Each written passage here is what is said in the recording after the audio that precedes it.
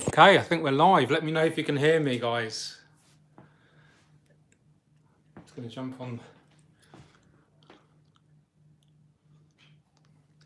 Just drop me a comment, guys, if you can hear me in the stream. I'm just going to jump on the computer. Just bear with me.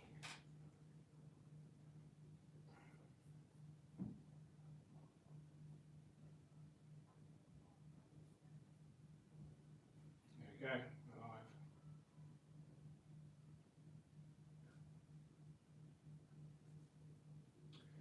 Okay, sounds like we can. Can you hear me? Okay, sounds like. Yes, perfect. Good. Thanks for joining, everyone. Really appreciate it. Where to start? It's been an interesting week since the last live stream.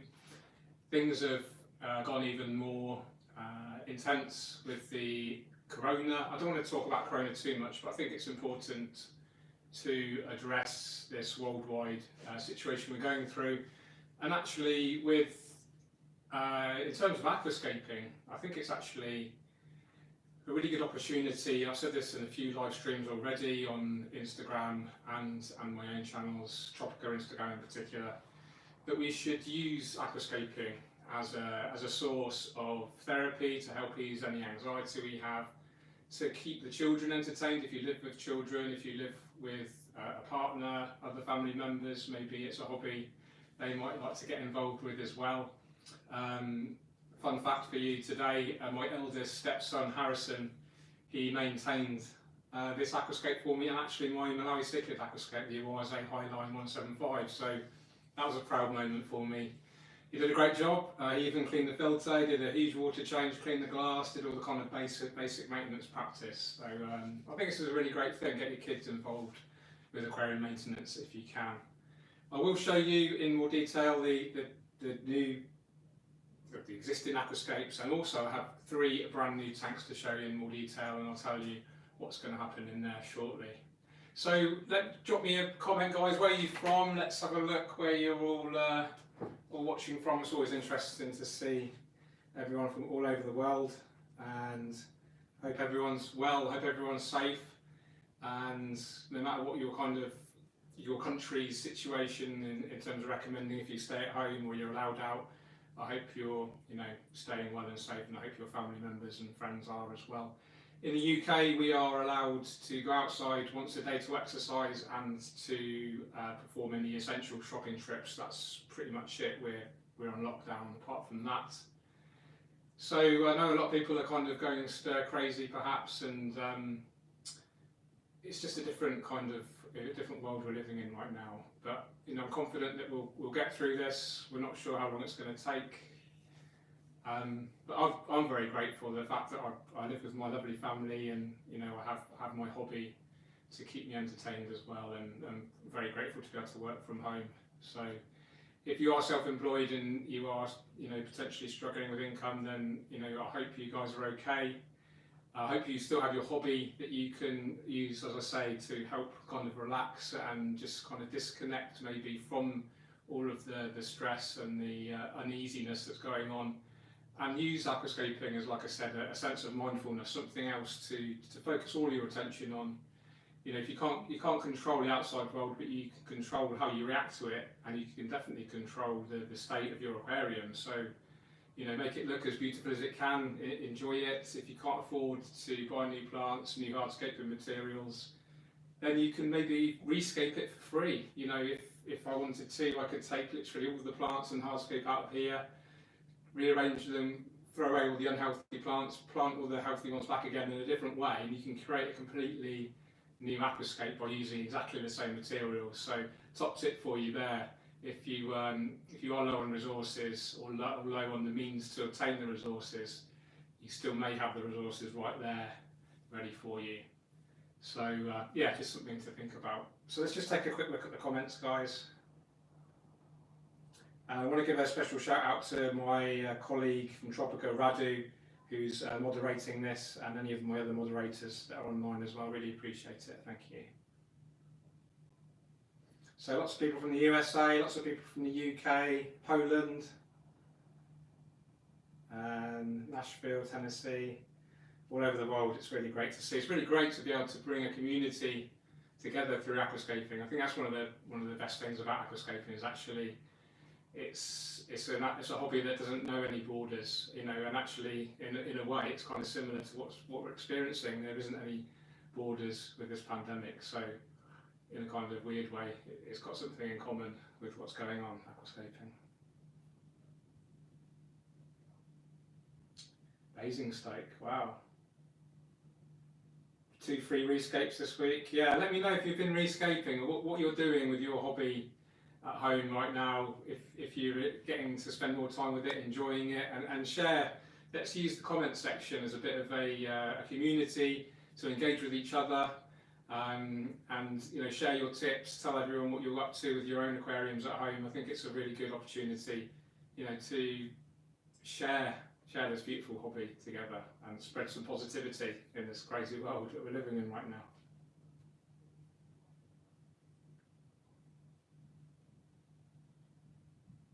Okay, we've had a super chat.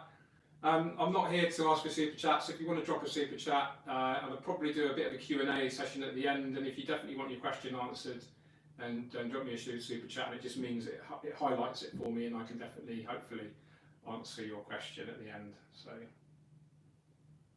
it's great to see Pet Tech. He did a live stream earlier today. In fact, before I forget, in about 54 minutes, there is a live stream from the Aquarium Design Group guys. I believe Jeff Senske is interviewing or having a conversation with, my mind's gone blank. Johnny Ciotti, who's a really talented scaper from the US as well. I think they're streaming from their Instagram or maybe Facebook, but check out the Aquarium Design Group channels and you'll check out some more aquascaping content if that's something that you want to check out. I think in an hour from when this stream started, whatever country you're in. So, okay, let's have a little chat about what's been going on in my world and the last week or so, and some plans for the present and plans for the future. So some of you know that I work with Tropica Aquarium Plants, and if you have an Instagram account, I'd really recommend you follow the Tropica Aquarium Plants Instagram page. Yuri's and I are going live every day. I did have a day off yesterday, it was my daughter's birthday, but I am going live every day with Yuri's for about half an hour to 45 minutes. And we're covering a whole range of topics, all the way from setting up your tank to looking at the lighting, CO2 substrate system, and we're covering a new topic every day. So make sure you tune into the Tropica Aquarium Plants Instagram account, check out the story that Tropica release, and they'll announce what the topic will be. And you also have the opportunity to ask questions there, and then hopefully we'll be able to answer those questions for you later during the live stream. So something to check out. I haven't been doing so much of my own YouTube content this week, as you probably noticed in the lack of uploads. I did do a complete Aquascape 1200 update, which hopefully you've seen. I do recommend checking it out. It was a kind of new style of filming for me. I've been using a lot of more cinematic footage and then doing a voiceover, which I really enjoy, and it combines, you know, good information, good kind of educational content with hopefully some eye candy and inspirational content through hopefully the kind of beautiful cinematic footage. And this aquarium here is, you know, a great example of what you can expect to see on the channel. And I talk about how I've achieved this. There is a playlist dedicated to this Aquascape 1200, so if you've not seen that out, check it out. I think there's 20 videos now, all dedicated to this aquarium, setting it up from scratch. In fact, I think the first couple of videos were how I kind of destroyed it almost to start it from scratch. So that's an interesting journey that you can binge watch. You might have some more time available, obviously, to binge watch stuff right now. Also have 3 brand new scapes to do. So I'll pick up the camera in a minute and I'll show you around the gallery. The gallery's kind of transformed quite significantly over the last few months. Originally, I was going to just run the 2 aquariums, the Aquascape 1200, and then behind you the Awase Highline 175, which is home to my Malawi cichlids. And the aim was just to run those 2 tanks because I was doing so much travelling. I I just didn't have the time to maintain any more than that. But now I'm at home, obviously for obvious reasons, a lot more. So I have the capacity to aquascape more, create more content, and that's what I'm going to do over the next few weeks. So let's pick up the camera and I'll show you around. Excuse the footage if it's a little bit shaky. I haven't got it on a gimbal. Let me just turn this around. So I'll show you, first of all, let's have a look at the Highline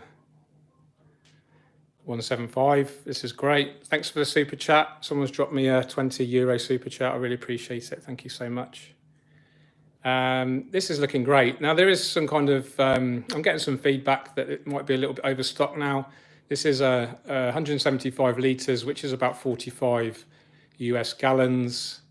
And the fish are getting quite big. These are called Chindongo Suizi from Kev's Riffs, which is a UK breeder of Malawi cichlids. And they kindly donated these fish to me. I did a vlog on actually the whole process of even picking the fish up and keeping the picking up the fish and scaping this tank. And you can see there's actually a playlist dedicated to this aquarium as well.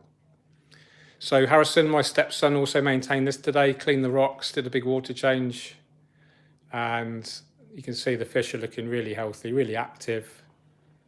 And I've actually removed quite a lot of the rocks to give more swimming space, but there's some caves and there's some areas for the fish to kind of establish their territories, etc.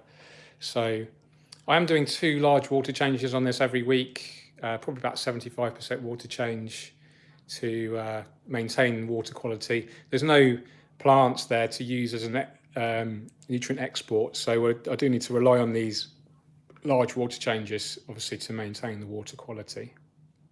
But I love this tank because it's obviously not planted, so it's lower maintenance in terms of there's no plant trimming, there's no need to dose nutrients, no CO2 to manage, etc. So it's literally just cleaning the glass, cleaning the rocks when they get really covered in algae, although the fish do like to nibble on the algae as a natural food source. And yeah, I just really love it. The fish are the stars of the show, of course. I've tried to keep the scape quite aesthetically pleasing in a triangle kind of layout. But yeah, really love this. Hi, Ginger Graves, how are you? Haven't seen you a while in the comments. And let's move over to some new tanks. This is the brand new Awase style line. So this is recently come out from Awase. It's almost like their budget, their entry level aquarium. It's a lot less expensive than the Highline, probably around half the price, I'd say. And it's not up to the kind of premium build quality, but I think it still looks great. And I'm really looking forward to scaping this. This is going to be a low tech planted tank more than likely. I'm going to try to keep these budget friendly. So you can see the black finish there.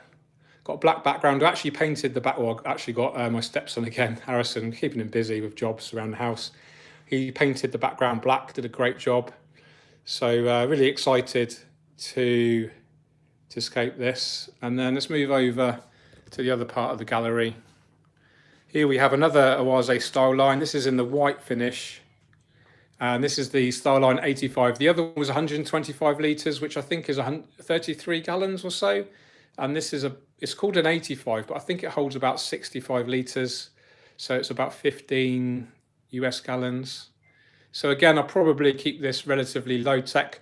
I'm thinking about trying to do a non-CO2 iwagumi in this, just to stretch myself a bit and keep it budget friendly. A lot of people really like iwagumi, but carpeting plants generally like CO2 injections. So I'm going to see if I can grow a successful iwagumi without CO2 injection. And here we have the Fluval Flex, which was home to Nimrod, who sadly passed away a few months ago. And yeah, really sad about that. I think he died of old age. He was a big specimen, and I think he was relatively old when I bought him. So I had him for a year or two and then sadly passed away. So there's another opportunity for a new scape. So the Awase tanks will feature first on the Awase social media channels before I'm allowed, if you like, to publish them so much on my channels, but I will be able to give you some content from these, of course, and I can definitely give you a full update of the Fluval Flex. I'll do a full tutorial on how I scape this, and obviously updates as and when appropriate.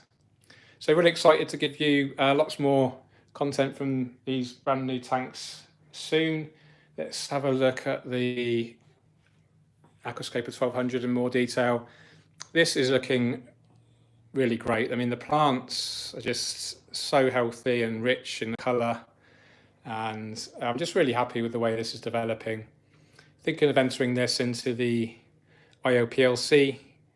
The stems have got a little bit of way to go. They're nearly at full potential there. The Limnophila hyperoides, the beautiful kind of purpley red stem plant there in the background. And then we actually have let's go over to this side so you can see a bit better. This beautiful light green plant is actually Hygrophila siamensis 53B, which is actually one of the easiest stem plants that you can get. And a bit of a sort of standing joke that I love 53B just because of the name, and it's become a bit of a cult plant, especially on the Tropical Fish Keeping UK Facebook group. They even printed some t-shirts saying I love 53B. So it's a great plant. If you've got a non-CO2 tank, you want a nice background, easy to grow, fast growing stem plant, then do consider the 53B. Really, really easy. It doesn't need CO2 injection. Anyone can pretty much grow it. It doesn't need high levels of lighting. Although, as with all planted aquariums, if you do have CO2 injection and good nutrition through liquid fertilizers, a good substrate, you will get better results. But that's by no means essential. So we just want to give a shout out to the other chap that's given me a super chat. Thank you so much for the generous $14.99. So that's really generous. Thank you so much. I think it's New Doob Scaper or words to that effect. Very, very active on the comments and on my Instagram as well. I really appreciate your support. Thank you so much. Spencer Bray's here. How you doing, mate? Really good to see you. Noob Dude Scaper. There you go. Keep on scaping. Indeed, I will. One of the recent additions to this scape is the Hydrocotyle verticillata there. I like to call it the mushroom plant. It has a vertical stem and then like a mushroom kind of effect at the tip, which looks great, I think. Yeah, I'm okay actually. A few people asked how I am. Yeah, I've been pretty good. I've been keeping busy. I have been mindful actually. I've been so busy because I've been doing a lot of work for Tropica with these with their new content. Check out the Tropica YouTube channel actually. If you don't check it out already, I have uploaded a few videos recently on their channel. So if you want to check out some more quality aquascaping content, then do subscribe to those guys. I will be uploading probably one video at least a week on the Tropica YouTube channel as well. So if you do want to see more aquascaping content, then, and it's not on my channel, then check out their channel. And like I said, if you've just joined the stream, if you weren't here right at the beginning, I am going live almost every day on the Tropica Instagram page with Yuri's, so check that out as well. What else would you like to see in here? Tropica channel. Thank you, Candy. Welcome, Candy. Candy's on the moderating team. Really appreciate your support and help. Someone's asking about the crypts here. Let's see if I can identify as many as I can. There's so many in here. There's about 5, 6, 7 species in here, but I tried to go through as many as I can. Here at the front, just where my finger is, this is Cryptocorini willisii, this kind of taller, slender green crypt. Just in front of that, here, this is, I think it's Cryptocorini petchi. And then behind that, the taller kind of brownie plants, this is Cryptocorini wendetii tropica with the hammered leaves there. There's some more willisii, the kind of just the solid green. And then over to the left, this tall plant here, this taller one here, there's a few leaves of this sort of pattern. This is Cryptocorini undulatus red as well. We have, this is actually, believe it or not, this is Cryptocorini wendetii. I think it might be brown. But this one here, this is, I'm really sure this is actually Cryptocorini Sorry about the shaking. This is Cryptocorini Wendertii green, believe it or not. And you can see with good light and good nutrition, it turns a red colour. So really happy with that. You can see the Amano shrimp there. Do have a few Amano shrimp in here as an algae crew. Also have some nearite snails you can just see there. And there is quite a few cherry shrimp in here. They tend to hide away. I think the Epistogramma and the gouramis like to keep that population in check. The crypt pink flamingo, I think it is in here somewhere, but it's just kind of been smothered by the other faster growing crypts. It is a really slow growing crypt, the flamingo. Over to this side, you can see the Wendertii tropica much better. This is beautiful, one of my favourite crypts with the hammered leaves, the brown colour. So yeah, really happy with this. So 308 of you watching right now, that's amazing, thank you so much. If you are enjoying this content, please hit the like button. It just helps to make the video more prominent so more people can watch it, which is what I'd like to see, more people getting into aquascaping. We do have some Anubias mini coins, someone's asking. This is Anubias petite, this is a kind of Anubias here, beautiful. And then I do have Anubias mini coin down here, which is tiny. You can see how small those leaves are, really beautiful. Okay, we've got another fantastic, generous super chat from Guppy Central. Really enjoying the Tropica live streams. Thank you for continuing inspiring me. We'll be doing my first aquascape in the next month. Fantastic. Welcome to the world of aquascaping. What a great time to get into it. Loads of great content on there, loads of different channels, about some different aquascaping channels. So I'd like to recommend my own, of course. We have the Tropica YouTube channel, and also I really love Yuri's channel, some really great content on there. Green Aqua, if you want really kind of high production value, high entertainment value, educational and inspirational stuff. They've got some really fantastic quality videos, and I think they're well over 160,000 subscribers now, so they're really doing well. And hopefully I'll be able to go over there in a not too distant future again. It's been quite a while. Hit that like button, folks. It helps to keep the channel. Thank you, Little Bobby. I have to shout out to Little Bobby. He's a regular commentator on my channel and also on my Facebook. So I really appreciate that, Little Bobby. Thank you so much. Pastor Dirt Road as well, another faithful. He's been watching your favourite bonsai channel. That's cool. Who else is into bonsai? It's something I've never really got into. I have to confess, I'm really rubbish at keeping houseplants. My wife will tell you. I was given a beautiful olive tree for a birthday present and it's almost died, so that's something I need to look into. I do have a biorb air, which I'm going to rescape soon, so this is a really nice way to keep indoor plants nice and healthy without too much maintenance. Wabikusa. I do need to do another Wabikusa actually as well. So let's take another look at the cichlids. These are fantastic fish. Should we feed them? I'll go crazy in a minute if I do this.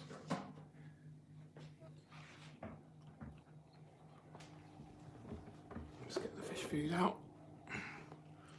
So I use a fish food called Origin Nutrition. This is actually from the guys that, supplied by the guys that bred these fish. And it's really, really high quality food. And the fish absolutely love it.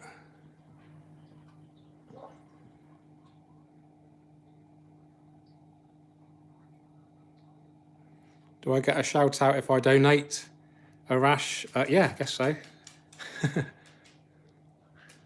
How do I find the aggression with the Mbuna?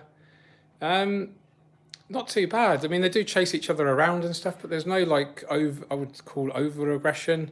There's no damage to the fish. I think it's Tommy. Here's Tommy. Say hello to everyone.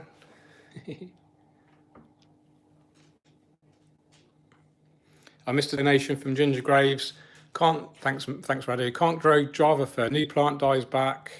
Throws off baby plants and babies struggle. GH180, KH40. Yeah, all those parameters sound good. There is, in the US especially, there is like a bit of a issue with disease, Java Fern disease. I wonder if you've got a diseased plant. But I think Java Fern is kind of underestimated it's regarded as an easy plant, but to get the best kind of growth, I would suggest good lighting. If you can, use CO2 injection, good liquid fertilizers, and what's really important, I find, for Java Fern is a good amount of circulation. This is Trident Fern here, and it really is. It really responds well to good circulation, because if you imagine right in the center of this plant where the rhizomes are, there's going to be hardly any circulation naturally because all these leaves are kind of blocking it.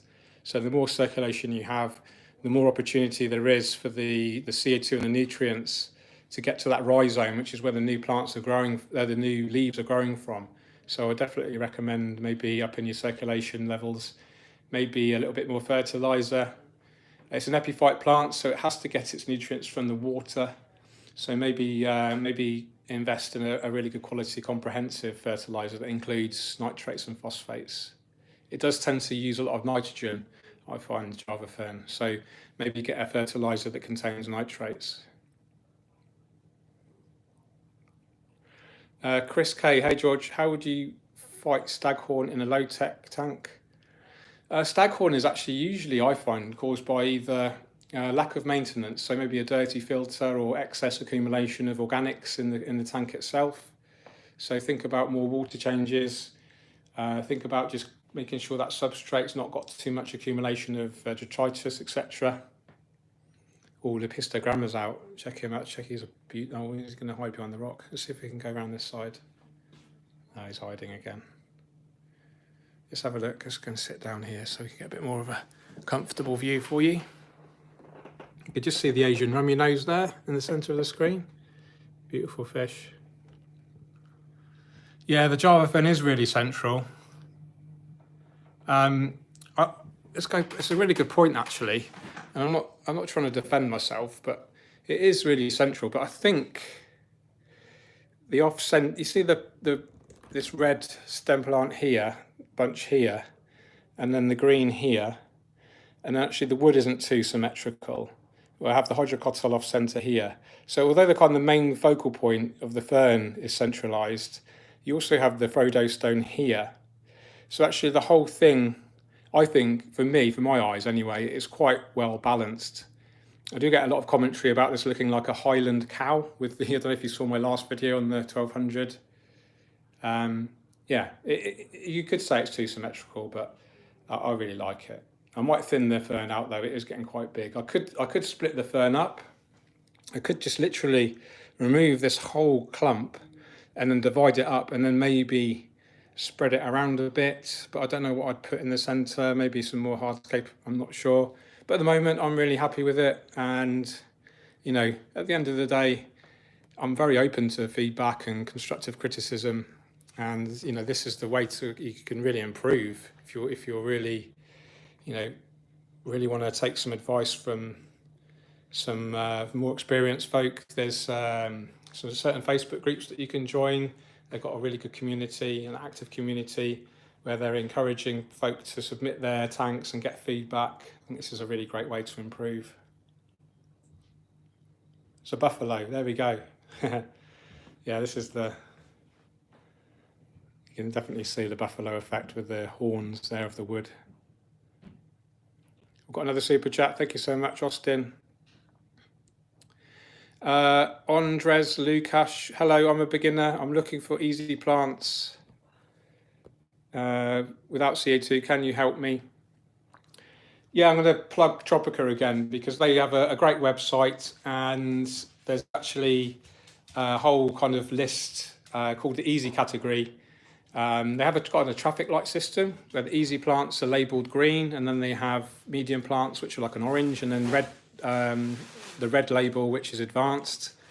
So if you just look for the green label, the easy category, almost all of these plants should grow quite well without CO2 injection and lower levels of lighting and lower levels of nutrition and maintenance. So just check out the easy category plants, and that's a good starting place. If you're in the US, you might be able to source a Tropica dealer. If not, you can just use the Tropical website to get the species name and then maybe source the plants from another supplier. I'm going to pop the camera back down on my big tripod so I can sit down and ramble to you guys a bit more in comfort. So just bear with me a second. Thank you for the extra super chats, everyone. Really appreciate it. It's a lovely surprise to get these. It's really appreciated. Thank you so much. Thank you, George Duke Cohan. What a cool name. Okay, I'm going to jump over to the seat and then look at my computer, and then I can see your comments better. So my throat's going a bit dry. Excuse me a second.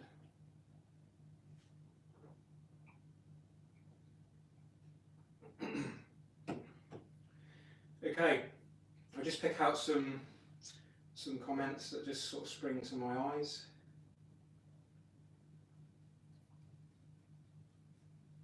Austin Dene, I'm planting a nano tank in the next month and they're looking for small and low maintenance plants. Do you have any suggestions for me? Small and low maintenance. So again, look at the Tropica Easy category. Small kind of foreground plants, I would recommend things like Marsilea hirsuta. This is one of the carpeting plants that should carpet without CO2 injection. Although as with all carpeting plants, it will benefit from a soil. So you can use Tropica soil, there's lots of other soil products out there. Other kind of small plants that you could go for, like epiphyte plants, so maybe a Nubius nana, a Nubius petite, all those kind of smaller epiphytes. If you wanted a stem plant, you could go for something like Rotala. Most Rotalas will grow without CO2 injection.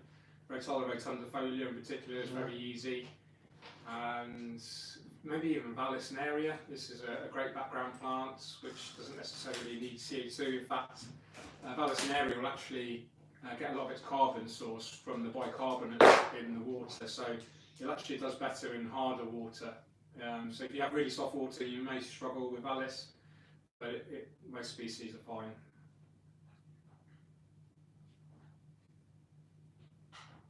BOTS, Watts, Eliocharis midi. Odessa barbs keep pulling it out. Is there a better carpeting plant? Thanks. Yeah, it's all to do with like the root structure really, especially at the beginning stage where the plant actually hasn't grown to root itself securely. So start off with a plant with a more kind of robust root structure. It's very, very slow, but you could try something like Cryptocoroni parva. This is really slow grower, especially without CO2 injection. But it's quite robust. It has quite a large root structure, even when you buy it from brand new. So this is something you could try. You could try something like a Sagittaria. These are so fast that almost they'll grow before hopefully the fish get a chance to uproot them. What else could? Oh, Helanthium tenellum green. This is a Tropica 1-2 grow, and this is another fast grower with a very good root structure. Although when you first buy it in its 1-2 grow form, it is very delicate because it's literally been grown in the cup in the laboratory, so the barbs might like to nibble on that. But there's a few options there, hopefully that's helpful for you.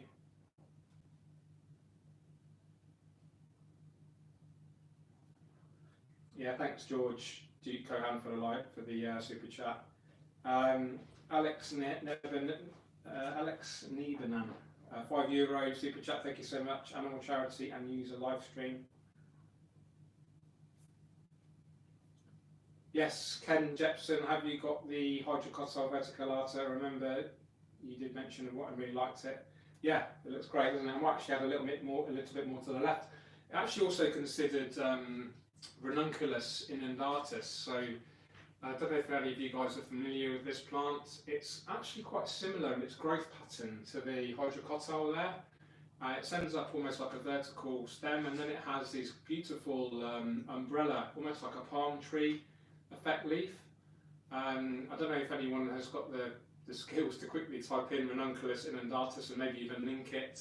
The Tropica website has a page dedicated to that species. So check that out. I might actually add some of that to the foreground carpet. I am actually considering uprooting all of this. I know it looks beautiful right now in the shop, but actually when you look up close, and I detailed this in my previous Aquascape 1200 update video. A lot of the leaves are going, it's getting too smothered basically, so the ones underneath are getting blocked from the light, blocked from the circulation, and so they're kind of effectively rotting away. The trouble is with this, it can lead to like an excess build-up of waste organics, which can then trigger algae. So at the moment, you know, the new growth is so effective at kind of controlling these organics. It's kind of self-sustaining, but it's getting to the point where it's almost like this critical tipping point, if you like, where soon I think I'm going to have to take it all out. And the interesting thing, and I will make a video of this when I do it, if and when I do it, is I can literally start at one end of the tank, pull it out, and it will all come out in one huge carpet, and it will cause a massive dust cloud with the soil, etc. So I'll have to, first thing I'll do is take it all out and then do a huge water change to dilute all of that cloudy mess. And then what I can do is actually separate all the healthiest individual plantlets, literally pick them apart, pick out 50, 100 or so of the healthiest individual plantlets, and then replant those. And then in a few weeks or so, that's going to form another full carpet. The other option is actually to replace it with another species, something a bit more sustainable, a bit slower growing. A couple of options I thought of: Marcellea hirsuta, which is a completely different kind of form, a different texture to this. Actually, it's a bit more of a darker green, and it actually produces beautiful round leaves, so it completely change the kind of look of the foreground. I could also, another plant I was thinking of was Liliopsis brasiliensis. There's actually a similar kind of texture to the Halanthium, but it's much slower growing and therefore more sustainable. And then something else I was thinking of, because it's almost like a solid line, if you like, of the solid carpet here, just kind of split up a little bit with the hydrocoltile, is actually deliberately mix the species, and this gives a more naturalistic appearance. So this is something I was considering, maybe mixing up Marcellea with the Liliopsis, or maybe some Monte Carlo. Lots of options out there. You know, the great thing about this system is that I can grow almost any plant I wanted, because I have the good lighting, the Twin Star 1200 SA, good CO2 injection with the inline diffuser, good circulation with the Oase Biomaster 600 Thermo, good soil with the Tropica soil, and good liquid nutrition with the Tropica Specialized Nutrition. So all these things add up to a really kind of high energy system, which is really optimized for allowing plants to grow to their full potential. So that's the good thing about this setup, is that I can probably grow most available plant species. The most challenging thing is choosing which plant to grow. Very happy to hear your suggestions, so drop me a comment and let me know what you think.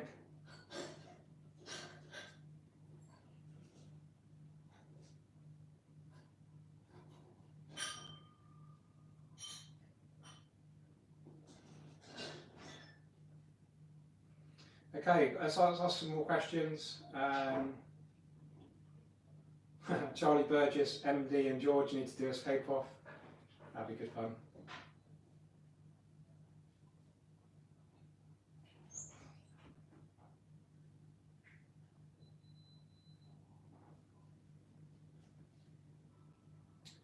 Jimmy JD, will you be adding any more Asian rummy noses?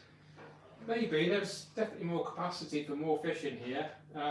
With the current situation, I'm not really keen on travelling outside unless I absolutely need to, so I won't be adding any fish anytime soon. There's always a mail order option, but I'm quite content with the fish density at the moment. I've got some Glade-like tetras in there as well, pearl gouramis. You know, for me, it isn't really a fish tank, it's an aquascape, and the fish and the plants are in kind of balance with each other. And one of the disadvantages to adding loads of fish to a system is the organic load, and this can effectively give you more, higher risk of algae. You need to do more water changes, obviously to add more fish food, which contributes to waste. So for this reason, I kept the fish load deliberately low.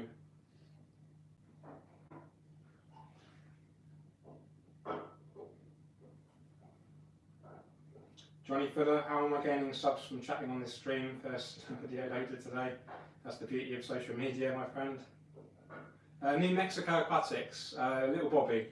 George, 2 weeks ago I bought my first Bucophalandra attached to wood. It melted back to the rhizome. I use it all in one liquid fur and nice medium light. Do you have any tips? Unfortunately, Bucophalandra is quite prone to melting. We even had some melting issues at Tropica headquarters, and we had the freshest plants that you could possibly get, the best conditions, and unfortunately we still had some melting. So it might just be a case of bad luck. There are kind of some measures you can take to mitigate that risk. Buy the plant as fresh as you can. Maybe not use super glue to attach it. There is anecdotal evidence that I've experienced recently that suggests if you do use a lot of glue, and I don't know if you were, Bobby, but this, in our experience at Tropica, we noticed a lot more melting of the plants in the tanks where super glue was used, and when there was no super glue used, there was no melting. Now, don't shoot me down, you know, I still use glue and I still have success with it, and hundreds and thousands probably of aquascapers do the same, but it's just something, you know, just something to consider maybe.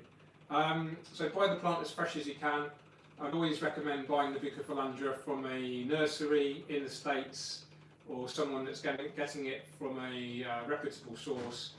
I'd prefer not to buy my Bucophalandra from wild caught specimens, just because this is almost a byproduct of the deforestation that's going on right now in Borneo. I don't want to get too political, but they're kind of destroying habitats just to make space for monoculturing palm oil, basically, which I think is a bit of a shame. A lot of species are being wiped out, and you know, the general deforestation isn't great for the rich, diverse life forms that we enjoy on this planet. Something that's obviously a hot topic right now. Dean Truebody, hello Dean, how are you? Latest book details. I'm just very nearly finished it. I'm going to them from the editor. I have a dial-in with them next week, in fact, and I am establishing a new routine where first thing every morning I am spending at least an hour or two on the book. So we're still aiming for a summer release, so hopefully that will be with you. But I'm sure we don't want to rush it. We want to get it absolutely right for you guys so you can enjoy, hopefully, a beautiful and interesting book. Nigel Stock, I want to grow a house plant with roots in the tank and foliage out. Any suggestions? Yes, I think the common name is pothos. The scientific name, or the species, is philodendron. And this is a really popular plant for growing out of aquariums. It grows very quickly, and you can even train it to go around your house. Some of you may remember me interviewing a really great guy called Ty Streitman, who's actually a ichthyologist. He's doing the masters. He's actually, in fact, I need to reach out to him because I think he's down in Brazil right now. And I visited him at his home. I did an interview, talked about his new Aquascape, which I helped with, and he had a big pot of this philodendron, a couple of different species, I think, growing out the top, actually growing all over his kitchen ceiling, which looked absolutely amazing. So if you go on my channel and search for Ty, which is T-A-I space Streitman or Streetman, S-T-R-E-I-T-M-A-N, then you'll find, if you look at the latest video on there, on the search results, you should see this plant and how it's growing out of the top of the tank. It's amazing.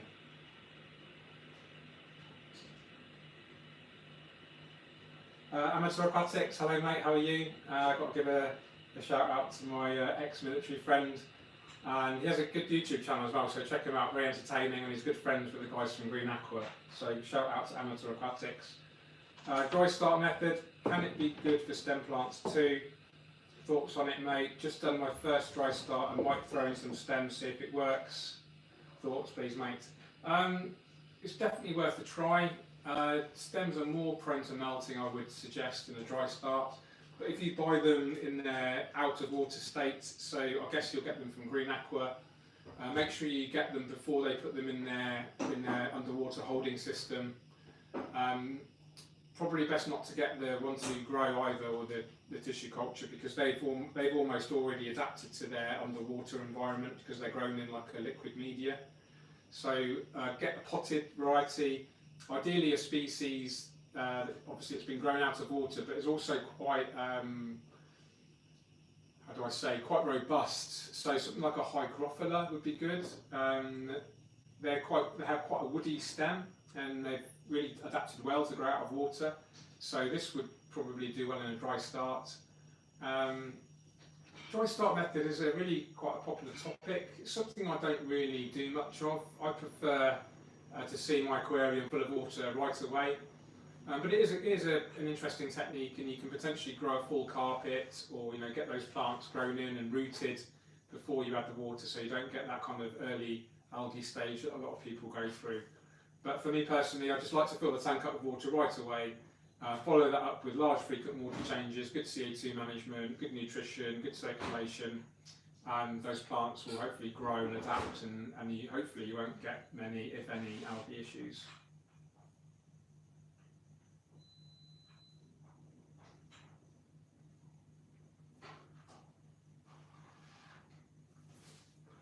Yeah, that's a good point. Ginger Graves says, check out MD Fish Tank's channel. Yeah, he does have a lot of emergent plant growth. It's something I don't do much of, so probably best to check out someone with a lot more experience. I do want to recommend Serpa Design as well. He's got a great YouTube channel. I think he's just passed the 500,000 subscriber mark. Really great guy as well. Met him over in Chicago last year. Not sure if we'll see each other this year, obviously, with current events, but hopefully we'll get together at some point.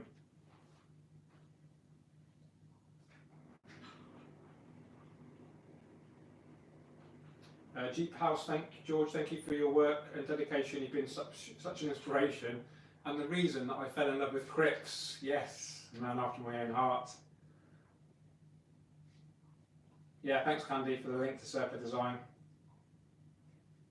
Really, really great content. He's like one of my favourite guys if you want to watch a full-on, in-depth tutorial, and he does really great update videos as well. So if you're into into reptiles and vivariums and terrariums, his content is quite diverse, and some beautiful aquascaping as well. Kostas Pontikos, any tips for one to grow Cuba? Yes, buy it as fresh as you can from your retailer. Obviously in current circumstances you'll need to get it online, so hopefully you'll get a fresh specimen. Use a soil if you can, like tropical aquarium soil or the soil powder.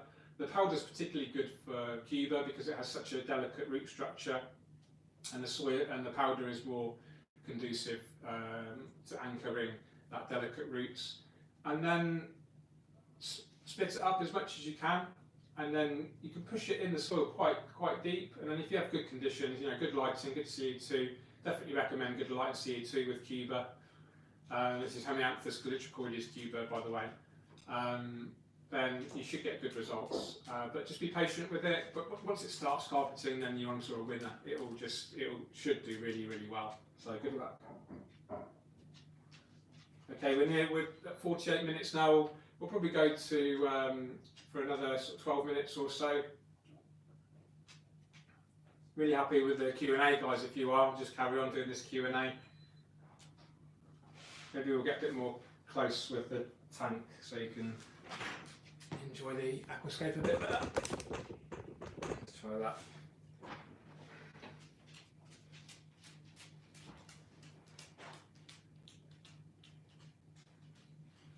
Not much different, is it really? Let me get it better for you.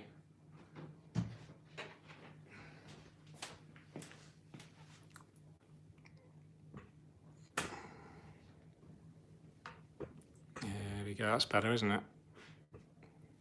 Perfect. Okay, let's check out some more questions. If you want to guarantee a question being asked, then do drop a super chat, and it just highlights it for me and the moderators. If you kindly just remind me if I've missed it, just like Radu did earlier, I appreciate that. Okay. Jordan Tate 95, I'm thinking about swapping my gravel in my established tank to some tropical aqua soil. Any tips? Yes, this is the process that I would go through personally. I would carefully capture all of your livestock, so if you have any shrimp, snails or fish, and net them out. You might want to do that by lowering the water line as much as you can, and that just makes it easier to catch the livestock. Have a quarantine aquarium or a large bucket ready on standby. Use existing aquarium water in there. Use some hardscape as well, and maybe some plants just as a floating matter to keep a sense of security for the livestock. Put your filter on the bucket or the aquarium, separate aquarium. Put the heater in there as well, so that filter bacteria is going to remain thriving, and the fish are going to remain healthy. Obviously the heater is going to keep the temperature correct. So basically you've got a separate aquarium to keep all of your livestock healthy, whilst you can just spend the time that you need to sort out your aquarium and swap that gravel over. So take out all of your plants, maybe put that in the same tank as well as the livestock, and effectively you've got now your empty tank apart from the gravel. Now what I would do is empty almost all of the gravel, but just keep a small amount and use that as a base layer, because that contains actually a lot of the beneficial bacteria that's going to help kickstart the cycling process again. So the potential issue when you do 100% sort of substrate change is that you massively impact on the colony and the population of the beneficial bacteria, which is really helpful for the nitrogen cycle basically. And also the bacteria help to convert helpful nutrients to help feed the plant roots as well. So bacteria isn't just something for cycling, the nitrogen cycle is actually helpful to feed the plants as well. So do keep some of the gravel, but only maybe a very, very thin layer at the bottom, and then add your aqua soil, your tropical soil, whatever product you're using, at the appropriate level, however deep you want it. I normally go for about 3 or 4 centimetres at the front, and then maybe up to sort of 8 or 10 centimetres at the back. And then, now this is the kind of really crucial stage, is the first sort of 2 or 3 weeks. So there is the potential for an ammonia spike with the brand new soil. So you really need to keep an eye on your ammonia and nitrite levels. So hopefully you've got a big enough kind of quarantine aquarium or bucket to keep the livestock running kind of long term for at least a few days. And then put your soil in, do your aquascaping, get your hardscaping however you want it, maybe invest in some new hardscape if you can afford it, or you have access to some new hardscape materials. It's a great opportunity to add more plants. I definitely recommend planting very heavily from the start, and at least a proportion of those plants being fast growers. This is going to really help limit algae issues and also help the cycling process. There is a risk that the soil will leach ammonia, so the fast growing plants will help reduce that risk, and also hopefully you've got some beneficial bacteria as well from the gravel.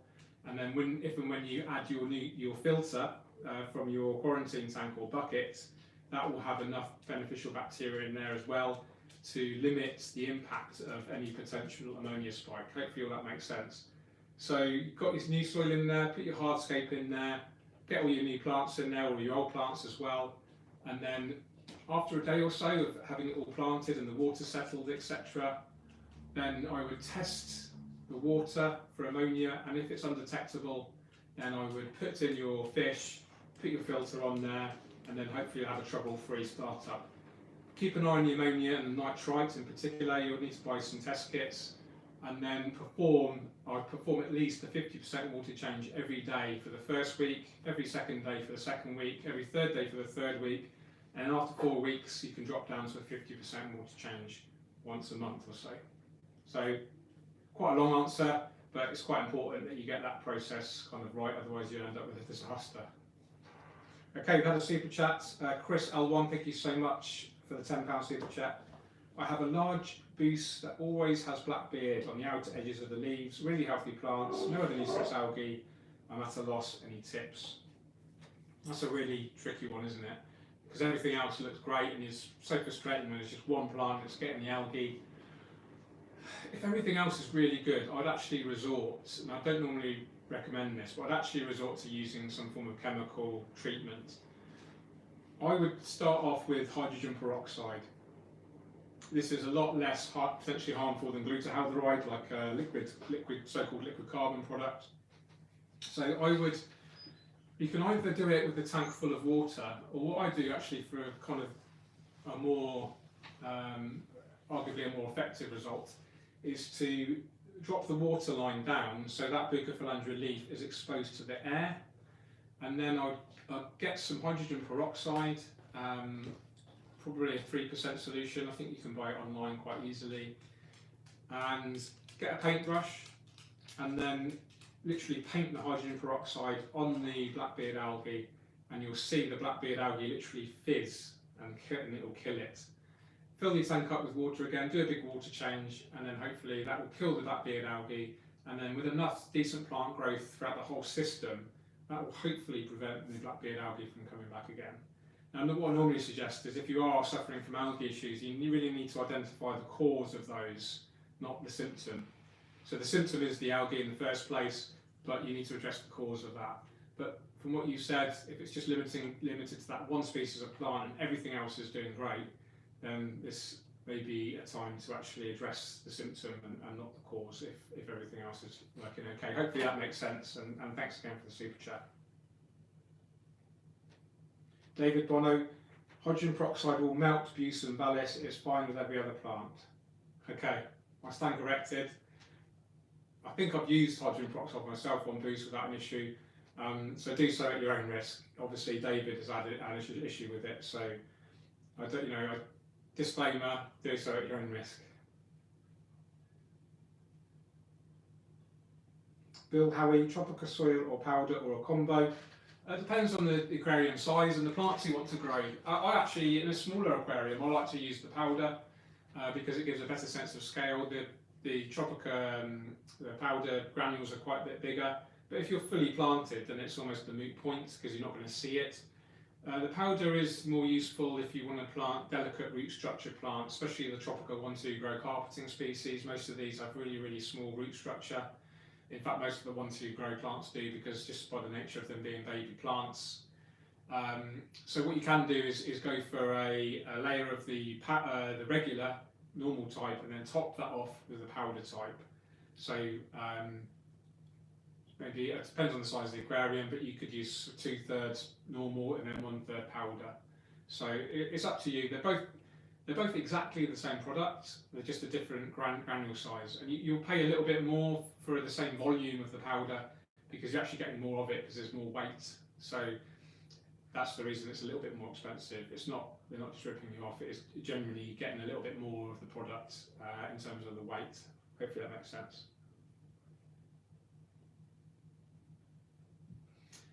Charlie Burgess, what's the best way to arrange filter trays and foams and biomedia and filter floss? I actually like to keep things really simple, and I use, most of you know, I use a Wase filtration exclusively now on all of my aquariums, and I actually just keep the media as it comes. It's supplied with the media in the trays, and I don't touch it.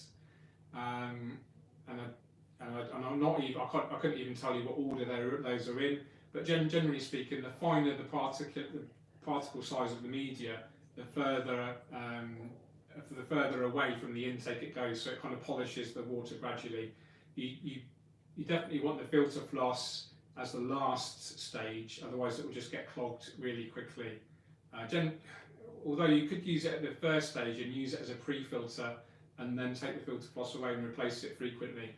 This is why I like the Wase Biomaster filters in particular, because they come with a built-in pre-filter, which is a sponge, and you can buy different levels of sponge, whether it's fine, medium or coarse, or even a carbon sponge now. But you just literally take that out, clean it in the tap water, because all your biological media is in the main canister, and that's what I do. But follow the manufacturer's recommendations. The manufacturers have been designing these filters and running them for years, so they probably know better. Biological filtration, I'm going to talk a little bit about filtration in general in aquariums in particular, because it's a really important topic. Actually, if you've got a heavily planted aquarium, those plants are healthy, then the biological filtration, you don't really need to focus on it so much, because those plants are doing so much of that biological filtration. So actually the filter becomes more of a device, its priority is more to do with circulation and mechanical filtration, in my view. I only use one filter on here now. It's quite powerful, I get good enough circulation to create what you see here, but I can guarantee the vast majority of the biological filtration in here is being done by the plants. I can almost guarantee that there's no ammonia in here because the plants are using it probably even before the filtration can. So it's just something to bear in mind. A lot of hobbyists, there's a lot of well-intentioned advice out there, a lot of videos suggesting do this, get this extra biological filter media, swap it for this. I almost exclusively just use the manufacturer's filter media with no issues at all. But that is because, you know, vast majority of my aquariums are heavily planted with really healthy plants. But even my Malawi cichlid tank there, that's just got the standard media in there, in another Biomaster 600 thermo, and I haven't swapped anything around, or just as it comes from the supplier, out of the box, literally.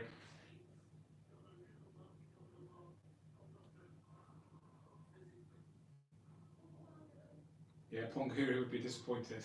Yeah, I mean, if you have a fish-only system and you really want to get the maximum biological filtration, you know, nitrification efficiency, then you could swap for a better biological media potentially. But like I said, in the heavily planted tank that I've got, and even in the was a highline there with the cichlids, I've never had any issues with water quality. Okay, guys, I'm going to answer the last couple of questions or so. And then I'll give a little bit of a last sort of session, and then I'll say cheerio. So let's have a last couple of questions.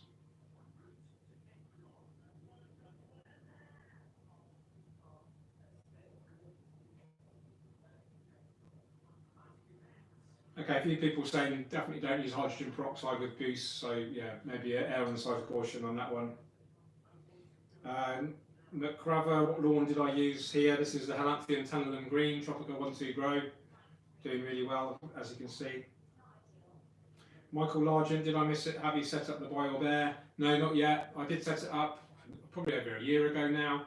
Time for a rescape, and obviously I'll do a video on that when the time is right. I want to give a shout out to Scape Nature. In fact, I want to do one more question, and I want to give a shout out to some aquarium stores because it's really important. Okay, last question from Little Bobby, New Mexico Aquatics. George, can you discuss Hydrophilus siamensis 53B a little more? Growing conditions, trimming, and tips for that species. I love that plant. Me too. Yeah, I love that plant too. It's amazing. So the Hydrophilus siamensis 53B, which is this bright green one here, it's a great plant because it will grow in a huge variety of conditions. You don't need soft water, hard water. It will grow in almost any kind of tap water or reverse osmosis water. It doesn't need a lot of light. It doesn't need CO2 injection. It doesn't need a soil substrate. It will definitely do well with a decent liquid fertiliser, and it will obviously do better with good nutrition, good circulation, good CO2 and all the other good stuff. But you can grow it in a low energy system, absolutely.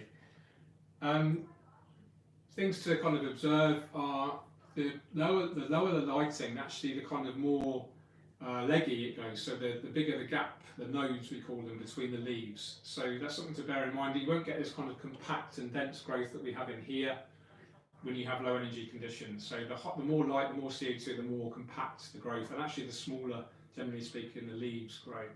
You can see it's actually quite pale in here. Now I do need to probably up the fertiliser dosing. I do call it an indicator plant because it's the fastest grower in here, and it will show nutrient deficiencies before any other species. With regards to maintaining it, you need to trim it back now and again. I actually just use my fingernails. I just pinch where I want to trim it, and actually from the next node down where the leaves are protruding from, you'll get 2 new shoots, and this will promote really nice bushy growth. And that's it really. You might need to, if you buy it in its out of water form, it might take some time to adapt to its underwater growth, so bear that in mind. But yeah, just a really easy plant. Hopefully you can get hold of some, and yeah, I really love it. It's one of my favourite stem plants of all time. That's why I've got it in here, because it's so easy, it looks beautiful, and almost anyone can grow it. Okay, last thing I want to talk about is a couple of things. The first thing is almost all of us are stuck at home. Shout out if you're not and you're an essential worker. We really appreciate what you're doing to support everyone else at home. I think that's really important. Thank you so much. I hope everyone's healthy and well and staying sane in this crazy world we're living in right now. If you're watching this channel, and I guess most of you have an aquarium or you're thinking about setting up an aquarium, I'd really encourage you to do that. If you have an aquarium already, I'd really encourage you to enjoy it more. You know, actually dedicate some kind of routine to it. You know, I think routine is particularly important if you're staying at home all day. You know, stick to I don't want to sort of preach to anyone, but you know, try to stick to a structured day, get up at a certain time, have some sort of exercise, even if you're exercising in your garden. You know, eat healthy, drink lots of water, do all the good stuff to keep yourselves physically healthy, which in turn is going to help your overall well-being. And part of the well-being process is to enjoy your aquariums. Enjoy maintaining it, enjoy engaging with it, enjoy looking at it with your family, get your children involved with it. It's an educational tool, it's a disciplinary tool, you know, getting them to maintain it and keeping everything clean, feeding the fish, and spend some time, dedicated time, enjoying it, you know, just looking at it and using an aquarium for what it's designed to be used for, a beautiful slice of nature in your living space that can really help connect you with nature. And if you are stuck indoors, this is more important than ever. And you know, from my personal experience with aquascaping and planted aquariums in particular, it can really help relieve anxiety and stress. And I think this, as I said, such an important thing in this day and age. Finally, I just want to give a shout out to any aquarium stores that are watching. I know a lot of you are struggling right now, and I'd really encourage the viewers, if you can support your local aquarium stores, then do so. A lot of them will offer online. Those that don't will probably be able to even deliver to your home. You know, there'll be some way that you can support your local aquarium store, and then use that opportunity while you're at home enjoying your aquariums more. Think about potentially how you can improve your aquarium. You know, even if you just buy one extra plant or a new piece of hardscape, you know, think about rescaping your tank. That doesn't actually have to cost you any money, like I said right at the beginning of the stream. So just really enjoy the hobby, get others to enjoy it as well, and spread the positivity and love of aquascaping around the home and even further. You know, if you're good with a camera, most people have got a phone on the camera now. Even think about creating your own Instagram account if you'd like. You know, make your own aquarium Instagram account, share your hobby with other people, engage with the community. And just because we're stuck at home, it doesn't mean we can still enjoy this community that we have here. Okay, I'm going to say cheerio now. Thanks so much for watching. Thanks to everyone for the super chats, for all the great questions. Sorry that I couldn't answer everyone. I really hope you enjoyed it. If you did, hit the thumbs up.